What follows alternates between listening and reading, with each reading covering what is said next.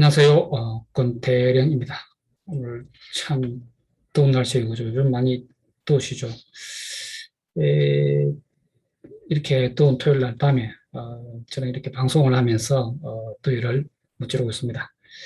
사실 저는 별로 더위를 안 타는 타입인 것 같아요. 뭐 어떤 여름에는 장마가 길거나 그럴 때는 이렇게 에어컨은 그냥 선풍기 한 번 안 켜고도 이렇게 그냥 여름에 쓱 지나간 적도 있을 정도입니다.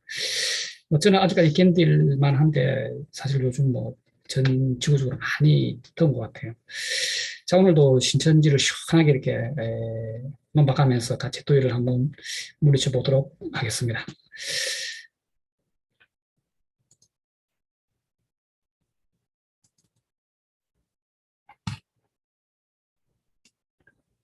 자, 오늘은 이식강 시간이고, 어,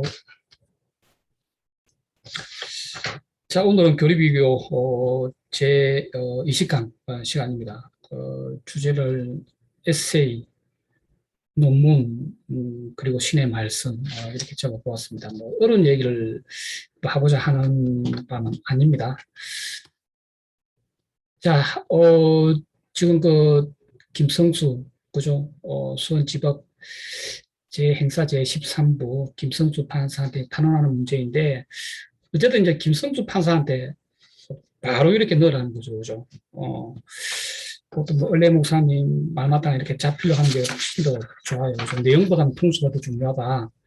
그래서 지금 많은 지금 시청자분들이 동참을 내가 주시고 있고, 또 을래강변 또 조목사님도 이렇게 또 방송에서 또 이렇게 소개도 하고 또 적극 이렇게 또 동참해 주시고 또 그리고 또 다른 또 피해자 연대 분들도 이렇게 뭐 각가지 방식으로 시위라든지 뭐 성명서 낭독 이런 방식으로 이렇게 이 재판부한테 이렇게 압력이 들어가고 있습니다. 사실 이게 지금 1심 때하고 지금 다른 분위기 같아요. 예, 그래서 뭐 전 뭐 대인교회가 참여하고 뭐 전 기독교계가 뭐 다 움직이고 이런 거는 아닐지라도 지금 우리들 선에서 이렇게 활발하게 이렇게 어떤 어필이 재판부에 들어가고 있다는 느낌이 아주 고무적인 현상입니다.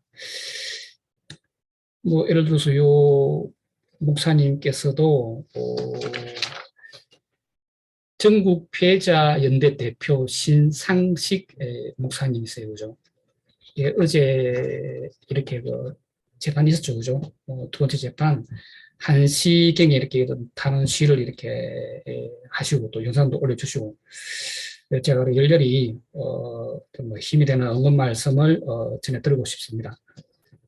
꽤 맞는 말씀 하시더라고요. 여기 보니까 뭐 법원 근처 같은데 태평양 로펌 근처는 아닌 것 같고 법원 근처 같아요. 뭐 법무사 사무실이 있고 변호사 중실이 보이는 걸로 봐서 잠깐 위치는 제가 잘 모르겠습니다. 그리고 횡령 56억 변상액이 어디서 나오느냐 이거 참 중요한 포인트입니다. 재판부도 사실 이런 걸 생각했다면은 그저 더 이렇게 엄한 처벌을 했어야 되는데 아니 이만희 월급이 200밖에 안 돼요.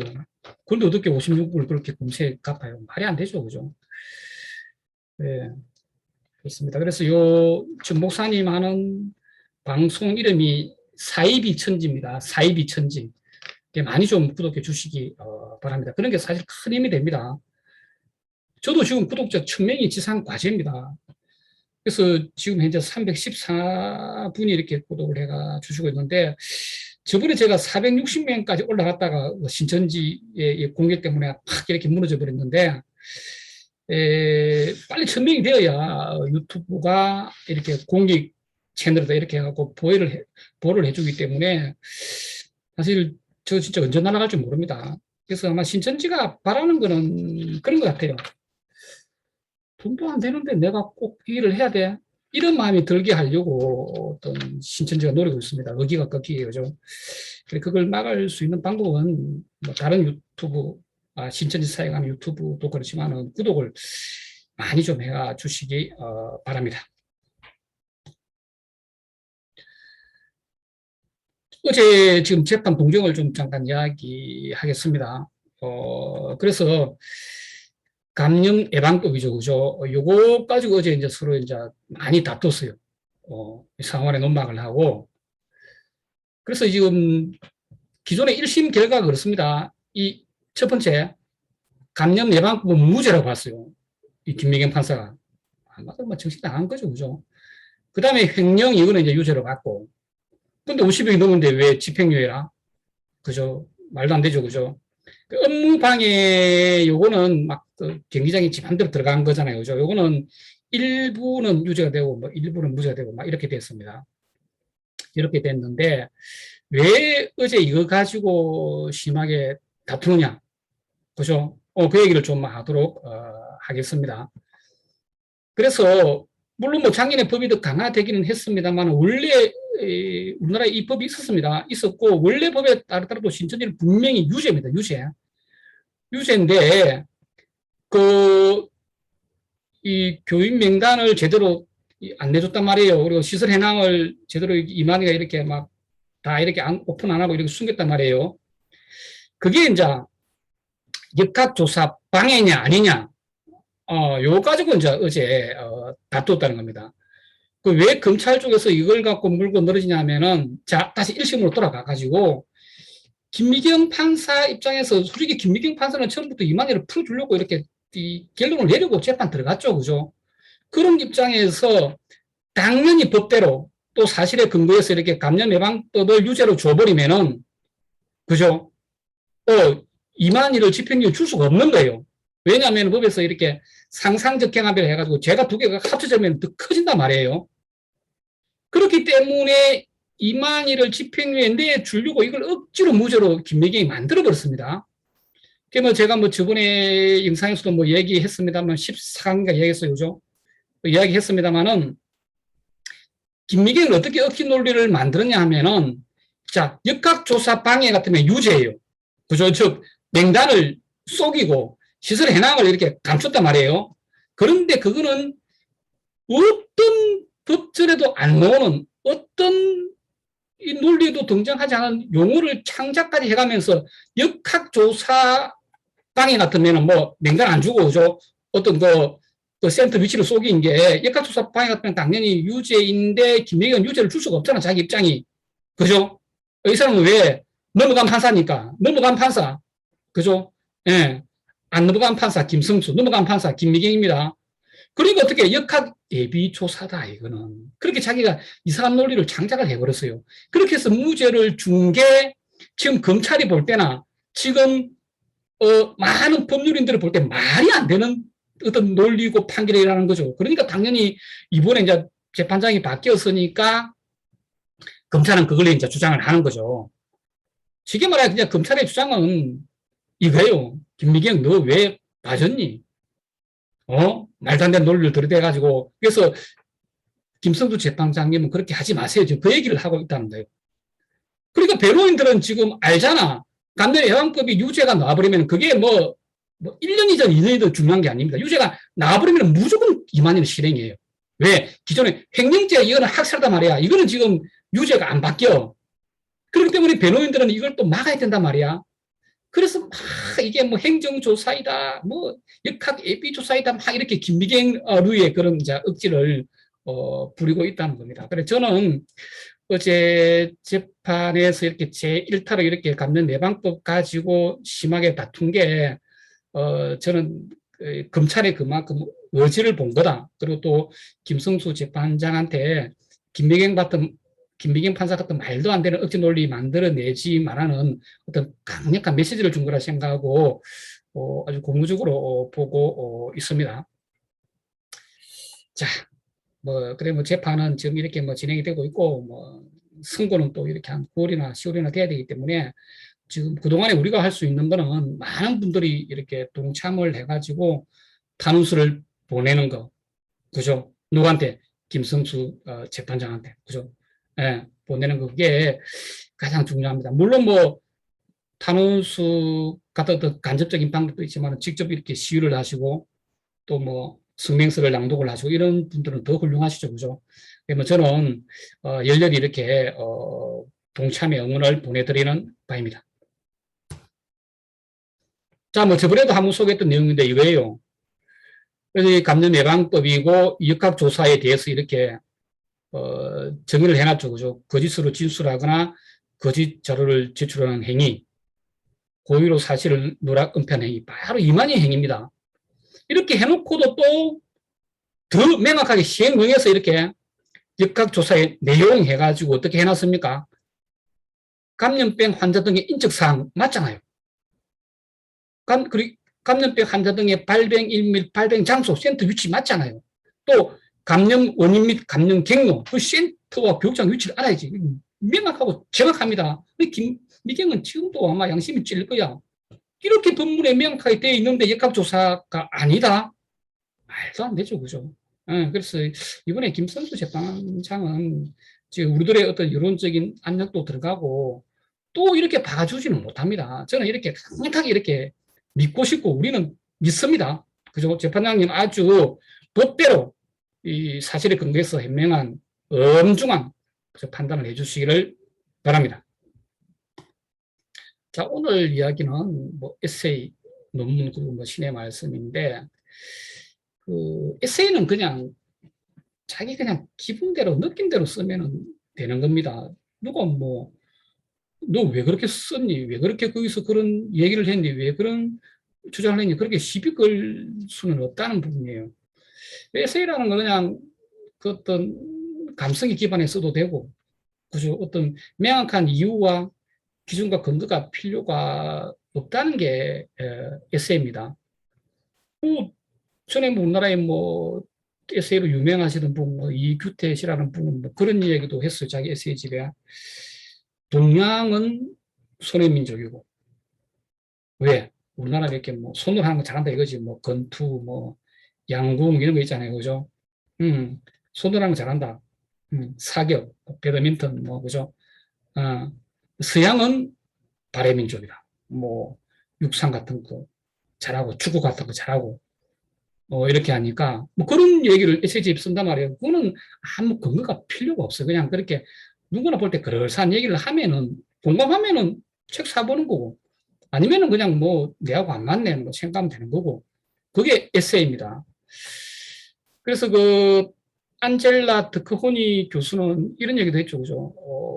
생업이란 뭐 자신의 뭐 적성의 흥미하고 무관하게 이렇게 그냥 먹고 살려고 돈 나오니까 하는 일이다. 뭐 이런 얘기를 했고, 직업이란 자기가 이렇게 그 돈도 벌면서 또 뭐 자기 의도와는 또 무관할 수도 있는데 어떤 타인한테 도움도 되고 사회적 기여도 할 수 있는 일이다. 뭐 이렇게 이야기를 했습니다. 그 뭐 일본의 뭐 카와카미 하지메 교수 같은 경우도 빈곤론에서 그렇게 주장을 했죠. 그죠? 각 인간들은 자신의 욕망을 충족하려고 각자의 직업에 종사하는데 그게 자연스럽게 이 사회적 기여를 하게 된다. 뭐 이런 얘기를 했습니다. 그런데 각자 열심히 일하면 사회가 다 좋아져야 되는데 어떤 부자와 빈자가 있고 사회적 격차가 생기는 부분은 뭐 때문에 그렇다고 봤나 하면은 아주 하지메 교수는 아주 그 당시에 극단적인 주장을 했죠. 그죠? 자본론이 나오고 나서 한 5, 60년 뒤에 나온 그런 주장인데 빈곤론이라고 왜 빈곤한 자가 어떤 사회나 동서고금을 막론하고 생길 수밖에 없나 하면은 부자들의 사치품이 문제다 이렇게 주장을 했습니다. 왜냐하면 그 생산력은 한정이 되어 있는데 그러한 생산력, 노동력이 다 이렇게 우리의 그 생필품을 생산하는데 투여가 돼야 되는데 상공인들 입장에서는 그냥 일반 서민들의 생필품을 생산하는 것보다는 부자들의 사치품, 뭐 예를 들어서 아주 뭐 고급 도자기라든지 뭐 그냥 우리 일상생활에 없어도 되는 거 있잖아요. 뚝배기 있으면 되잖아요. 고급 도자기 그꼭뭐 써도 되잖아요. 그죠? 아니면 아주 뭐 그냥 어떤 그 이 세공이 많이 들어가는 뭐 귀한 놀이개라든지 막 그런 거죠. 그죠? 보석 세공이라든지 그런 사치품을 만드는 것이 상공인들한테는 이문이 더 많이 남기 때문에 그런 생산력이 사치품, 지금으로 치면 명품이에요. 사치품을 생산하는데 소모돼 버리기 때문에 일반 서민들은 생필품이 부족하게 된다. 그래서 사치품을 국가가 나서가지고 다 없애버려야 한다. 이런 극단적인 주장을 했습니다. 그렇지만은 뭐 그 당시도 일본이 전쟁 때문에 상당히 살기가 힘든 그런 상황에서 물론 우리나라에서 목포항에서 워낙 쌀을 많이 실어 가가지고 뭐 우리에 비하면 뭐몇 배로 나왔지만 그죠? 일반 그런 어떤 지식인들의 젊은 층들의 어떤 각광을 많이 받았었다고 하죠, 그죠? 그게 직업이에요. 근데 그 덕후호니 고수가 말한 천직이란 뭐냐면은 이거는 안 할 수 없는 일이에요. 이거는 돈 때문에 하는 것도 아니고 이거는 안 할 수가 없는 나한테 주어진 소명이라는 거죠. 그래서 보케이션 요 직업의 요 복화가 이렇게 부름이라는 뜻인데 이게 이제 그 신의 부름입니다. 그래서 신이 나한테 이렇게 부여한 그런 사명 같은 일이죠. 그럼 오늘 자꾸 뭐 이렇게 뭐 우리 또 을레 목사님 이야기 하는데 을레 목사님이 그냥 평범하게 이렇게 뭐 그냥 뭐 주말 이 강론만 하는 게 아니라 신천지 사역을 안 할 수가 없는 거예요. 이런 게 이제 천직이라는 거죠. 그래서 그 안젤라 드코니 교수는 그런 얘기를 했습니다. 이 생업하고 직업은 언제든지 갈아탈 수 있어. 더 좋은 데 있으면, 더 피해를 더 주는 데가 있으면. 그렇지만은 천직은 조건이 더 좋다고 해서 바꿀 수 있는 성질의 것이 아니다. 그죠? 그런 얘기를 했습니다. 근데 이런 얘기가 에세이라는 거죠. 그죠? 뭐 이걸 무슨 뭐 근거를 대라 하고 그렇게 할 필요도 없고, 그죠? 어, 누가 봐도 어떤 우리 그런, 인생의 어떤 진리의 측면을 보이면은, 그건 우리가 이제 공감을 하고 받아들이면 그만이라는 거죠. 이런 게, 에세이입니다. 에세이. 그죠? 음. 뭐, 요즘 텔레비에서 보는 뭐, 최대성 그 역사 선생님, 뭐 있던데, 저도 뭐 그분의 방송 자주 보고 있는데, 그분이 쓴 역사의 쓸모라는 책이 있습니다.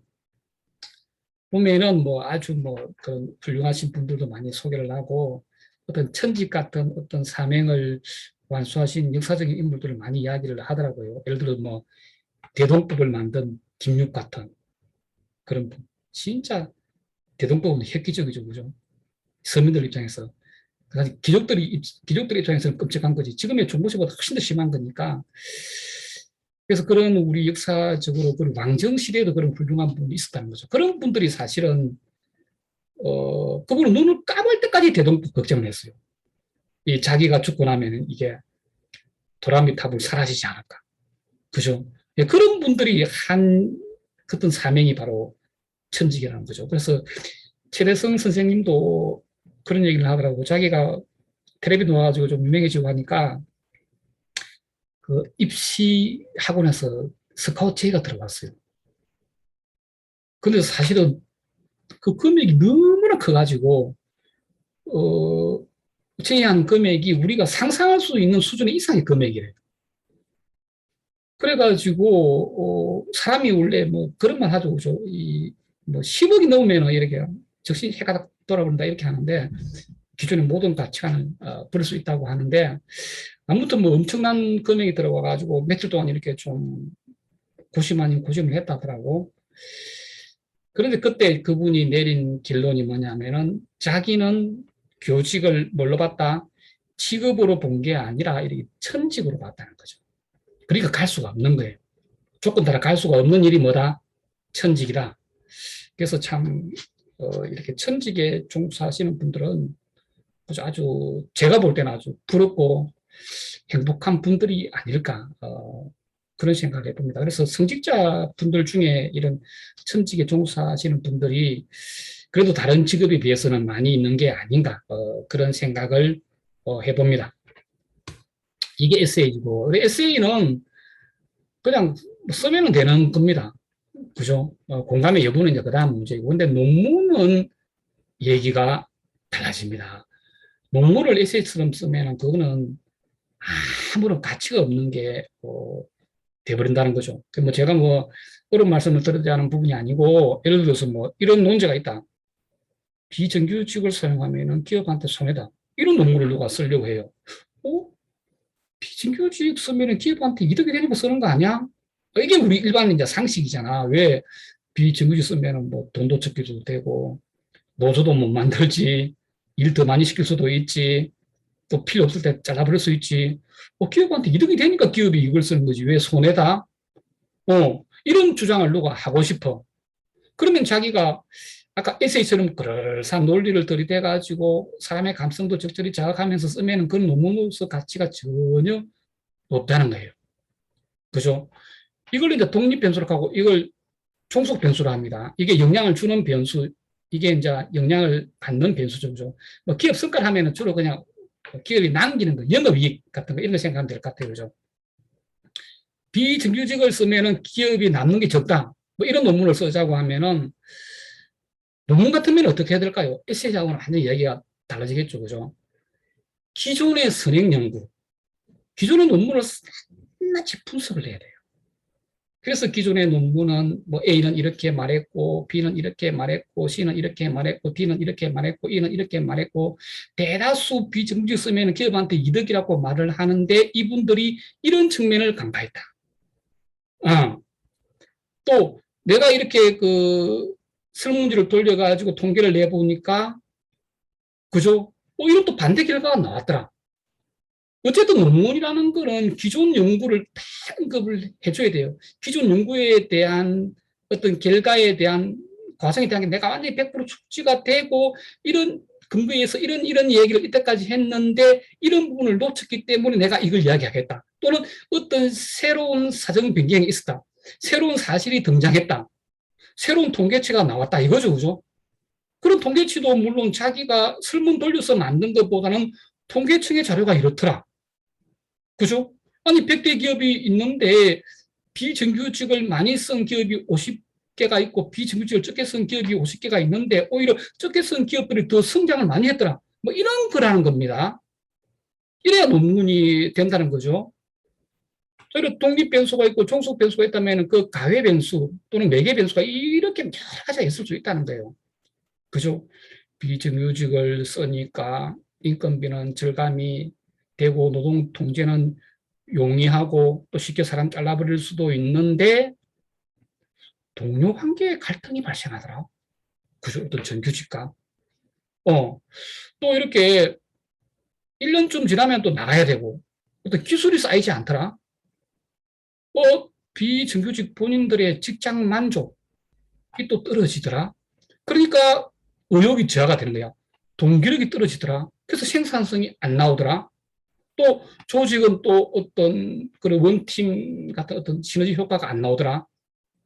여러 가지 이런 변수들에 대한 선행 연구와 자기가 연구한 데이터 또 기존의 권위를 인정받는 어떤 통계청 데이터, 뭐 OECD 데이터 이런 걸 가져와 가지고 자기가 새로운 주장을 해야 된다는 거죠. 그 주장에 대한 논거, 어떤 명확한 이유와 준거와 기준이 있어야 된다는 거죠. 이게 논문입니다. 그 에세이하고는 완전히 다르죠, 그죠? 논문은 이래요. 근데 요즘 뭐 제가 뭐 정치적인 이야기를 하자는 건 아니고 요즘 뭐 이렇게 이슈가 되고 있는 그 김건희 씨의 논문 같은 경우에는 논문으로서 아까 내가 말한 그런 부분들이 많이 부족하다는 거죠. 그러니까 이게 뭐 논문 제목이고 뭐 아바타를 이용한 운세 콘텐츠 개발 연구 그 이제 그 콘텐츠 이름이 이제 애니타예요. 그죠? 뭐 이런 식으로 되어 있는데, 우선 일감은 이거는 어떤 새로운 어떤 창직에 대한 사업 계획서이지, 논문은 자기 이렇게 논리를 주장을 하는 거잖아요. 그죠? 기존의 어떤 연구자들의 논리를 다 감안하고서 나는 더 다른 주장 또는 더 발전한, 더 개선한 새로운 주장, 그게 이제 논문인데, 요거는 그냥 새로운 사업에 대한 어떤 그죠? 어떤 사업 계획서 또는 어떤 그 기관이나 어떤 다른 기업체를 설득하기 위한 어떤 프로포절 제안서 그런 개념이에요. 근데 이때 어떻게 박사 논문이 통과되었나? 물론 뭐 이게 특수대학원이기는 하지만 그래도 박사인데 저는 이분들한테 묻고 싶어요. 박사 논문을 5명이 심사합니다. 그래서 이 밑에 세 분은 아마 외부에서 들어왔을 거예요. 그죠? 환님, 규님, 또 제님, 훈님, 이거 논문 제대로 읽어봤습니까? 본인들 토작을 이렇게 찍어놓고 이렇게 부끄럽지 않으세요? 얼마 제대로 안 해서 이렇게. 한 10년 좀 더 지났는데, 참, 제가 드는 이 생각이, 사실 진짜 박사 논문 통과되려면 진짜 되게 많이 써야 되죠. 그죠? 뭐, 누구는 뭐 이빨을 다 내려간다 하는데, 교수들의 그 변덕 다 맞춰야 되고, 그죠? 그 요구, 또 다 또 받아내야 되고, 사실은 어떻게 보면은 뭐, 인간을 만드는 게 박사학위 논문인데, 참, 맞는 얘기를 써도 많이 깹니다. 많이 깨고, 그죠? 어, 막 그런 게 박사 논문인데, 간혹 보니까 그런 분들이 주위에 있더라고요. 이런 뭐, 제 경험인데, 이런 얘기가 에세이 정도입니다. 이런 이 정도 수준의 이야기가. 완전 사회적으로 성공한 사람이야.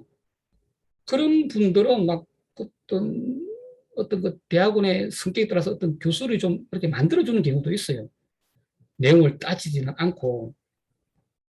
뭐, 내 같은 그냥 뭐, 백도 줄도 없는 사람은 그냥 내용을 잘 써도 막 박사를 내면서 그런 분들을 쓴 거는 그냥 예스떡하고, 안 보려고 하고 그냥 넘어가 버리더라고. 그리고 또 특히 그런 사회적 지명도가 있는 분들은 자기 전 분야 이야기를 쓴단 말이에요. 자기가 속한 뭐 직장 관련 그런 걸 쓰기 때문에 교수들이 또 손을 또 덜 대버리는 그런 경향이 있습니다. 뭐 제가 볼 때 김건희 씨는 그런 경우 중에 하나가 아닐까 그런 생각이 들어요. 그죠? 제목을 보니까 뭐 이렇게 뭐 쭉 이렇게 주역하고 이런 게 나와 있고 이것 자체가 사실은 박사 논문 거리가 안 됩니다. 이, 그래가지고는 뭐 이렇게 애니타라는 이런 뭐 콘텐츠를 개발하는 내용인데 뭐 성공적 시장 적용을 위한 마케팅 계획 뭐 이거 완전히 그 사업 계획서입니다. 이거 프로포즈래요. 그걸 약간 이렇게 바꾼 거. 참 아마 이 논문은 취소가 되지 않을까 그런 생각이 들어요. 이 도장 찍은 교수님들 부끄러운 줄 아시기 바랍니다. 그러니까 이게 왜 에세이 수준밖에 안 되느냐 하면은 자, 뭐 이렇게 주역에 대해서 쭉 이렇게 써놓으면서 밑에 추석이 하나도 없어요. 어디서 봤다. 어디서 가져왔다. 이 내용을. 자기 머릿속에서 가져오면 안 됩니다. 이 주역을 공부하는 사람은 누구나 아는 내용이라도 논문을 시사하는 사람들은 독자들은 모르기 때문에 이런 내용을 어디서 가져왔는지를 명확하게 이렇게 명시를 해야 돼요. 그죠? 음. 이게 뭐 한자도 이렇게 이게 그 하나라는 근계를 중시했고 또 이게 주장이죠. 그죠? 그럼 정확한 근거의 세입니다. 은나라는 공계를 중시했고 또 한자도 이렇게 어려운 잘 쓰지 않은 한자는 이렇게 한글로 적어줘야 되는데 기본이 안 돼 있어. 주나라 때는 이렇게 간계를 중시하여 가부장적인 사회성이었다. 요거는 그래서 공계를 중시하기 때문에 목의 중심 사회다. 이렇게 이건 주장이 들어가잖아요. 그러면 이런 주장을 어디서 가져왔는지 그걸 뭐 인터넷이나 뭐 백과사전이나 신문이나 이런 것보다는 다른 논문이나 아니면은 그 권위를 인정받는 어떤 단행본에서 가져와야 됩니다. 또 누구의 주장인지 아니면 다른 논문에 나와 있는 걸 재인용을 한다든지 그렇게 해야 되는데 아무런 주석과 표시 없이 그냥 이렇게 막 적어놔버린 거야. 이거는 전혀 이거는 이 박사 논문이 그냥 박사 논문을 떠나가 그냥 논문이 아니에요. 그냥 에세이밖에 안 된다. 에세이는 괜찮아. 이렇게 써도. 그죠? 제가 뭐 굳이 뭐 지금 뭐 에세이와 논문을 이야기하는 이유가 결국은 신천지 이야기를 하려고 한다는 겁니다. 그런데 논문도 하물며 논문도 이렇는데 그죠? 신의 말씀이라면은 어떨까요? 신의 말씀이라고 누가 주장을 한다면은 그거는 진짜 이거는 엄청난 거예요. 이거는 우리 온 인류의 역사를 바꾸는 우리 온 인류의 패러다임을 바꾸는 그런 엄청난 이야기입니다. 이거는 하나의 논문하고는 값어치가 아예 다른 거야. 그러면 어떤 이런 신의 말씀은 하나님이 직접 말씀하시는 것 외에는 다 가짜입니다. 응? 구약에 보면은 수천 번 하나님이 야훼 하나님이 직접 등장을 해가지고 우리 인간 앞에 그 말씀을 하시죠, 그죠? 신천지는 창세기 때 하나님이 떠났다 하는데 그거는 신천지에 완전 그거는 말도 안 되는 엉터리 해석이고 구약 내내 하나님은 직접 등장하십니다. 우리 인간 앞에 하나님 직접 말씀하시는 것 외에는 다 가짜입니다. 그죠? 응.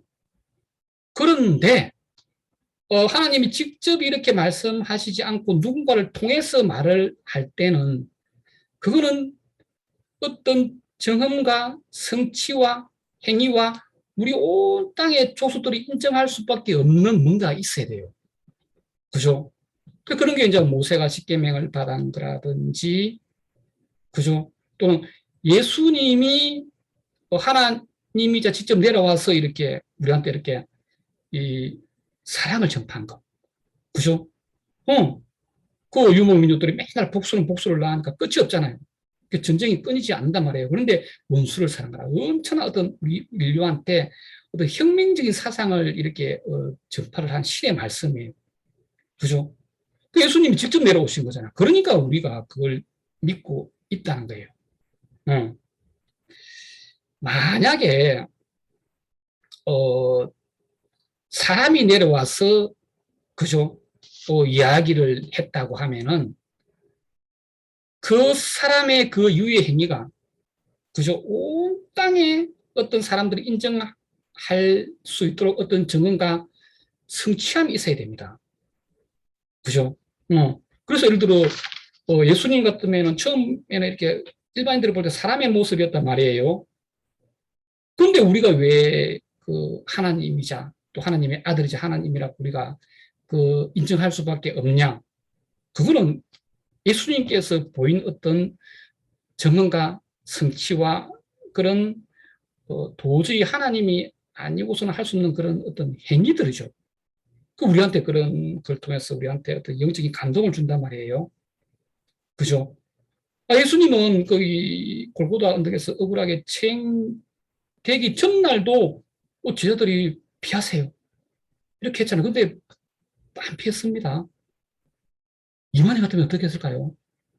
냅다 이렇게 주량량을 쳤겠죠. 그죠? 근데 예수님을 당신의 운명이심을 알고 그게 하늘의 역사를 이룬 하나의 과정임을 알고 유다가 배신할 것, 베드로가 배신할 것 딱 알면서 내일 그 내가 거기 끌려가면 내가 책임당할 것 딱 아시면서 그죠? 그걸 받아들이시죠, 그죠? 그리고 그 골고다 언덕에서 마지막에 돌아가시면서도 그 자기를 십자가에 매단 그 사람들, 거기에 동조하는 그 병사들한테 어떻게 얘기를 합니까? 주여, 저들은 자신의 죄를 모르나이다.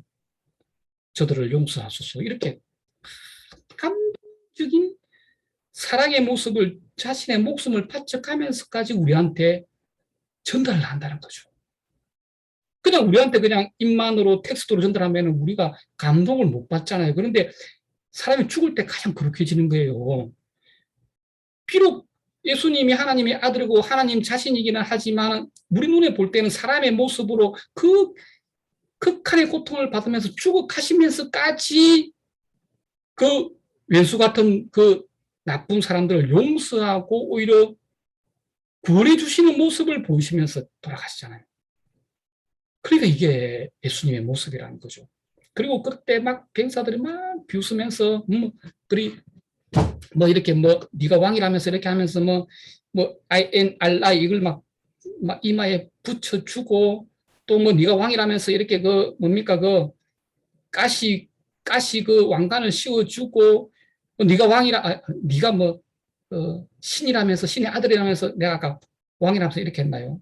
뭐 같은 말이긴 하지만 네가 뭐 신이라면서 이렇게 하면서 뭐 내려와봐 뭐 살아나봐 이렇게 막 놀리고 이렇게 했단 말이에요.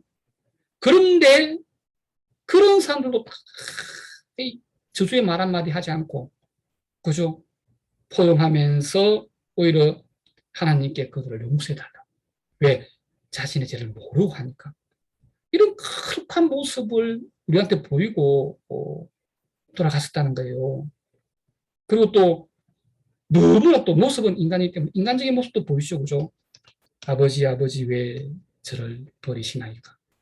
여기서 우리는 기독교인이고 아니고를 떠나서 진짜 엄청난 감동을 먹는다는 거예요. 예수님은 이렇게 당신을 희생하시면서 우리한테 어떤 사랑을 실천하라고 우리한테 강력한 메시지와 가르침을 주시고 떠나신 거예요. 떠나신 게 아니라 항상 우리 곁에 같이 계시는 거지. 반면에 이만희는 어떤 모습을 보이나요? 판을 깨자는 거냐? 네가 나를 몰라. 칼부림 나는 걸 보고 싶어. 이런 얘기를 하고.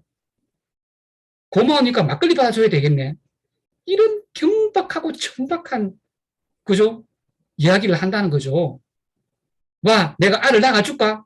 아이고, 마이 갓. 그리고 뭐, 외신 기자가 뭐, 당신이 죽고 나서 당신의 후계자는 어떻게 됩니까? 하니까 저 새끼 뭐라는 거야? I don't know. 이런 경박한 자가 무슨 예수님 같은 분이에요. 이만희와 신천지가 주장을 엄청난 주장을 하죠. 왜 신의 말씀일 수밖에 없는 주장을 하면서 논문 수준은 그냥 에세이 수준도 안 되고 무슨 초등학생 학예의 글짓기 수준의 말들을 늘어놓고 있다는 거지. 예수님이 성경에 분명히 직접 오신다 했는데 직접 오시지 않고 어떤 대리자를 통해서 이만이라는 몸의 영으로 오신다. 이런 엄청난 신의 말씀을 하면서 한갓 애들 글짓기보다 못한 수준이라는 거죠. 아까 본 그 김건희 씨의 논문보다 더 못한 수준이라는 거죠. 그리고 보혜사가 뭐 와가지고 그냥 예수님의 재림의 뭐 사실을 알려주는 정도가 아니라 예수님을 상기시키는 정도가 아니라 보혜사가 완전히 또 다른 보혜사고 예수님을 대리하는 역할을 한다. 그또 보혜사는 또 뭐 성경에 나와 있잖아요. 영의 보혜사 있고 육의 보혜사가 있다. 그래서 육의 보혜사가 이만이다. 이런 엄청난 신의 말씀을 주장을 하면서 하나님이 직접 하신 것도 아닌데 그럼 그 뒤에 뭔가를 보여줘야지. 이런 모습을. 그 이만희가 신천지가 그런 모습을 보여준 적이 있습니까? 항상 타 교회를 비방하고 욕하고 CBS 폐쇄하락하고 그죠? 자기 가족한테 자기 주변 지인한테 그렇게 화를 내고 왜 그렇게 화를 잘 냈어요 신천지인들은? 자기들은 하나님의 진리를 갖고 있으면서 혼이 그냥 그 진리 말만 전하면 되는 거지 왜 그렇게 팍팍팍 화를 내고 그렇게 하세요? 만약에 이만희가 진짜 이긴 자라면은 보혜사라면은 예수님의 영이 들어가는 사람이라면은 그 밑에 막 그런 막 신천지 간부들이 변호사를 쓰자고 해도 변호사 쓸 필요 없다. 내 일은 내가 한다. 나는 하나님 일을 하는 사람이다. 저들이 감히 나를 어쩌지는 못한다. 그런데 돈 들을 필요 없다. 이렇게 나와야 돼요. 그죠? 근데 이만희는 어땠습니까? 아파 죽겠다. 앉아 있지를 못하겠다. 응? 자살을 해서라도 고통을 면하고 싶다. 오로지 지 하나 일심만 생각하는 그런 인간이잖아. 예수님하고 너무나 다르잖아요. 예수님은 그 자기 발등의 못을 받고 자기 손등의 못을 받고 자기를 조롱하는 사람들도 용서하는 모습을 보였었는데 이만희는 자살을 해서라도 고통을 면하고 싶다. 이렇게 그 판사를 속이는 말을 하잖아요. 참. 그래서 진정한 하늘의 역사라면은 행위로 감동을 보여야 됩니다. 그죠? 이런 말을 해야 된다는 거죠. 이만희가 자기가 진짜 그 성경의 역사를 이루는 자기가 그러한 중요한 어떤 인물이라면은 변호사 쓰지 마라. 내 운명은 내가 잘 아느니라. 저들도 감히 나를 어쩌지는 못할 것이니라. 때가 되면은 나는 나온다. 너무 슬퍼하지 말고 각자의 자리를 지키거라. 이렇게 해야죠. 이만희가.